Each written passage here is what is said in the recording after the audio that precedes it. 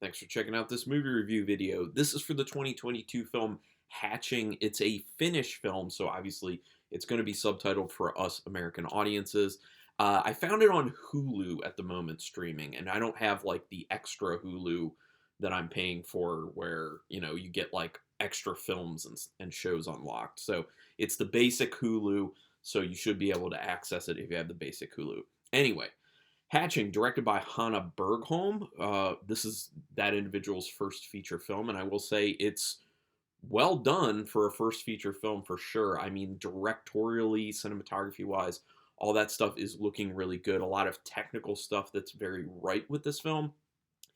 And the concept is extremely interesting. That's what kind of pulled me into it. I had seen, well, not just seen, but I had read an article in Rue Morgue magazine briefly with about this film. And I was like, man, that sounds so interesting. So written by Ilja Rautsi, who also wrote a script for a film that I think I want to see because of the title, Spandex Sapiens. I hope it's what it sounds like it is. Might have to check into that. But anyway, again, this is a Finnish film, so you would have to watch it in subtitles unless you know Finnish. But you know, foreign language films and subtitles always worth watching. Although I do understand for people out there who can't do it if they're visually impaired, or like my mother who has migraine issues trying to read subtitles. I get that. Quick synopsis. It's about a family that looks like everything's going extremely well on the surface, so much so that the mother has a YouTube channel about how perfect their family is. Yet, as you would assume from a horror film, things under the surface aren't as great. So what ends up happening is there's turmoil within the family, and the main daughter, who the film focuses on, finds an egg one day. The egg starts growing, and then eventually something hatches from the egg, hence the title Hatching. Now she becomes basically a mother to this thing, and that's what it's about. But it's also a horror film, obviously, so you can guess where it goes. Oh, I do need to reiterate, or not reiterate, say for the first time in this, since this is a new film, it is a no spoiler review. I will not be spoiling anything, so if you haven't seen the film, don't worry, I'm not going to spoil the events of the film. So yeah, does the synopsis sound interesting? It is very interesting. So let's get into a little bit of a few things I thought about the film.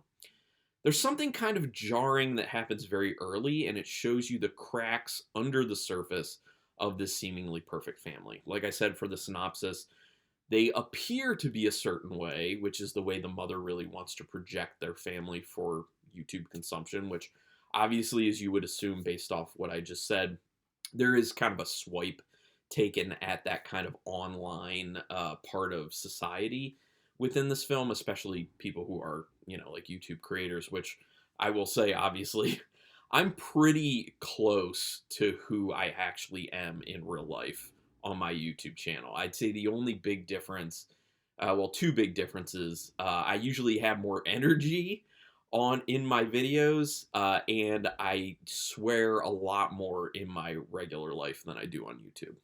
Those are the only real differences. Otherwise, you get exactly who I am for the most part. But yeah, this film kind of, takes a swipe at that whole thing where people are kind of like, look at how perfect we are. And it's not just YouTube, it's like Instagram, Twitter, it's everything. It's just online presence in general, and this is kind of one of the underlying themes. But yes, things start cracking within the family unit early on, and something extremely jarring early on. There are a few kind of, well, definitely jarring things within the film. The premise is interesting, so much so that it keeps you engaged from early on. It kept me engaged the whole time because I really didn't know where they were planning to go with it. And yeah, I mean, I think it ended in a good place personally. A little bit of an eyebrow raise at the final scene in the film. I didn't see that coming. I still don't know if I liked that or if I would have liked a different ending, but at least I'm in the middle on that.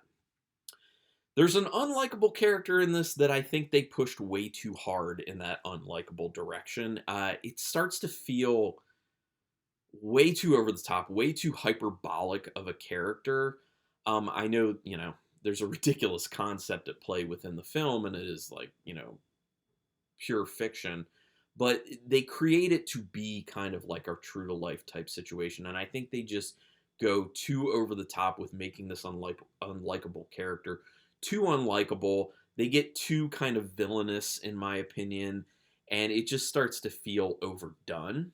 And that is one of the things I kind of don't like about the film. In addition to that character, I do think some things do get a little bit overdone within the film. Like maybe a little more restraint in certain ways would have helped out with the film. Just make it seem like within the world that was created initially, like it feels pretty realistic. Once the actual hatching happens, I started thinking about all the interesting ways the film could have ended up going. It went some of those ways, it went some unexpected ways, which is good. I don't ever want to well, not ever, but typically I don't want to know what happens in a film, like I don't want to be able to guess, and they definitely I could not guess it. So that's a wonderful thing about the film. The practical effects are well done. That's one of the things I like the most about this film. I love the practical effects. The concept and the practical effects, like bringing all that together, so great. The thing that hatches, you can tell there's a little bit of CGI that's used with it, but it's kind of sparing. There is plenty of practical effects to it, and those practical effects look good, so I am a fan of that. On the note, also the design of the thing that comes out of the egg is cool. I like it, and it doesn't stay the same because, like with, baby things, they grow up. It's just kind of accelerated in the film. On the note of CGI, a little wonky at times. One of the big mistakes that I think was made, they used it to create something that looked cool, but the problem is it was like a broad daylight type shot. It was like very well lit. So you can see all the really wonky, rough edges of the CGI itself. So it just like, it takes you out of the film because you can see that it's not there. You can tell that it's CGI and it just doesn't look right. So that's one of the issues I have with. That's why practical is always better. But I understand why they didn't go practical with what they were doing in that instance. The relationship between the girl and the creature is interesting, and you want to know where it's going to end up going. I mean, it is like the whole crux of the film, and there is kind of like a metaphor that's at play having to do with the relationship between the girl and the creature.